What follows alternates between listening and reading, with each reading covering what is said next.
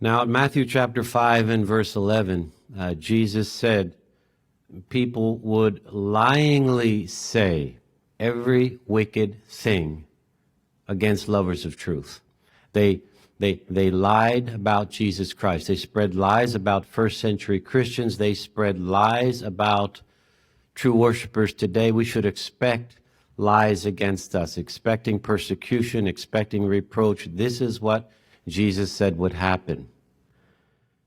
And especially during the Lord's Day, which we are living in right now, prophecies indicate that even at this time, reproach and persecution would become clearly evident. For example, let's open our Bibles to Revelation chapter 13 and see how this applies in our day. Revelation chapter 13, we should expect and prepare for persecution.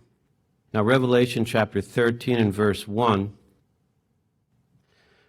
it speaks about a wild beast. Now, this wild beast is Satan's political creation among the masses of mankind. But something about this wild beast that we need to understand, and let's now go to verse 3. The wild beast, or the political creation of Satan the devil. In verse 3 it says, all the earth, mankind, followed the wild beast with admiration. So it's admired. In what sense is this wild beast admired? Well, it's admired because it endeavors to create a higher standard of living in various countries. It makes advances in technology. It tries to cure diseases. So it wins that admiration of people. Oh, look at the wild beast. But now let's go beyond admiration. Notice in verse 4 what begins to happen. And they worshiped the dragon because it gave the authority to the wild beast. There it is again. And they worshiped. People worshiped the wild beast. So now we go from admiration to worship. Worshiping the wild beast. Well, in what respect? How is it worshipped?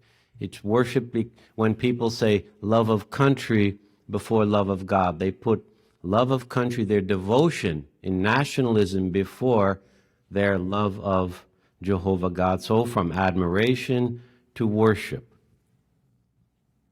But now notice verse 7, what happens.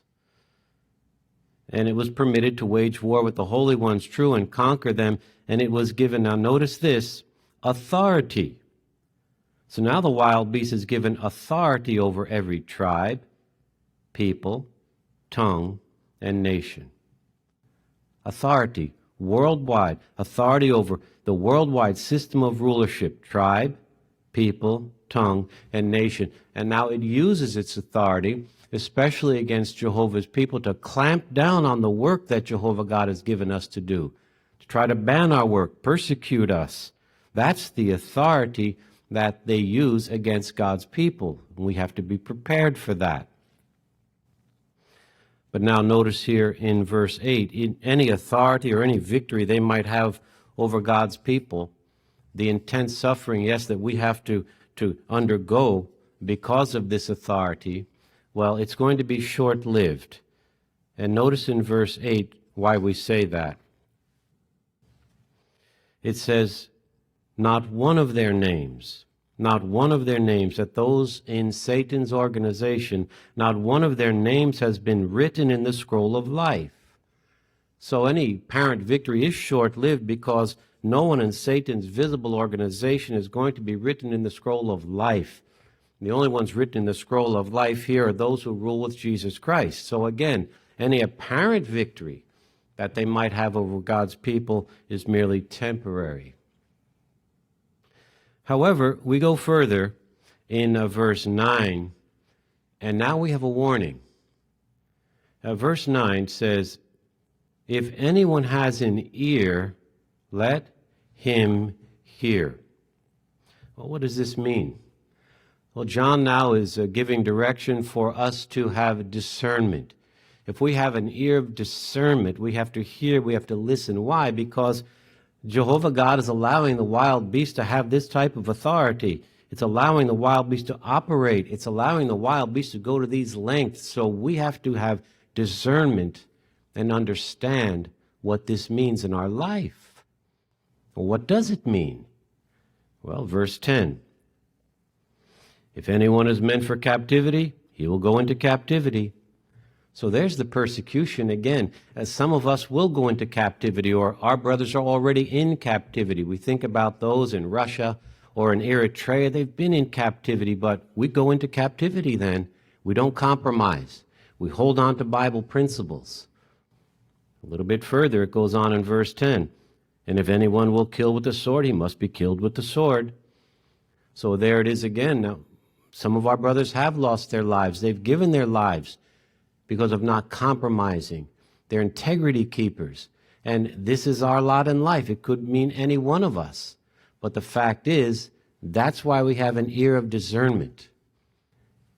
And now, it goes on in verse 10 and says, this is where it calls for endurance and faith on the part of the holy ones. So it will take a tremendous amount of endurance, not giving up hope in the face of an obstacle, and faith, this trust and conviction that whatever Jehovah God allows will certainly ultimately end up being in our best interests at the end. So faith, courage, endurance, not compromising, and always basing our decisions on Bible principles. Now, John goes further in verse 11. He identifies now another wild beast. He identifies a beast. This one it's a two-horned wild beast. Notice that there in verse 11. That's the Anglo-American world power. That's a two-horned wild beast. Now in verse 14, we have another beast. This is the image of the wild beast, and that's the United Nations. So the Anglo-American world power. But look what it does there in verse 14. And in verse 15, it breathes life into the image. So the Anglo-American world power breathing life into the image, the United Nations. Why? So that it can play a role in world history. It can move and exist and act and play a role in world history. And that's exactly what we see happening today during the Lord's Day. But now verse 16, it's something again that we need to discern and understand and have that ear of discernment. Verse 16, now it, again the wild beast, it puts under compulsion all people, the small and the great, the rich and the poor, the free and the slaves, that these should be marked on their right hand and on their forehead. So now we're speaking about a mark that the wild beast wants to give all of us, all people. You see, this wild beast used by the devil to maneuver the wild beast to promote intense suffering, particularly on the part of Jehovah God's people. So a mark on the right hand showing active support, actively supporting the wild beast, giving into nationalism, worldly holidays, and so forth. This is the mark of the beast. The right hand is a symbol of action and active support. And then notice even the forehead, mark on the forehead, public identity. This is who I support as well. It affects one's thinking. So the mark of the beast is something that, again, the devil uses. It's a demonic mark so that one's promotes suffering for those who do not have the mark. And verse 17, and nobody can buy or sell except a person having the mark, the name of the wild beast, buying or selling. You can imagine that demonic mark of the wild beast. Anyone engaged in activities, normal activities such as buying or selling, is pressured to do things the way the wild beast wants them to do it. And again, whether it be holidays or supporting nationalism, they are expected to worship the wild beast. Let it rule their lives so as to receive its mark. Those who refuse to receive the mark, Jehovah's people today, will have constant problems. And this has been true for over decades. We've had to fight court battles because of not having the mark, endure violent mobs because of not having the mark, thrown into concentration camps, endure lengthy imprisonments because of not having the mark. And in fact, in some countries, our brothers literally are unable to buy or sell or even to obtain property. And yet, in spite of it all, in spite of the pressure, look at true worship today. Look at the way true worship is not just alive and well, but thriving and vibrant. This is an outstanding demonstration of Jehovah's power, his spiritual protection upon millions of his worshipers earthwide, integrity keepers. And this indisputably shows that true worship will never be extinguished from the earth. John 2 sees a great crowd that survived the Great Tribulation. So we're thrilled to be able to defend the truth in spite of this type of persecution. It's our privilege to do so. And so it's true. Peter said that people will speak abusively of us. That's true.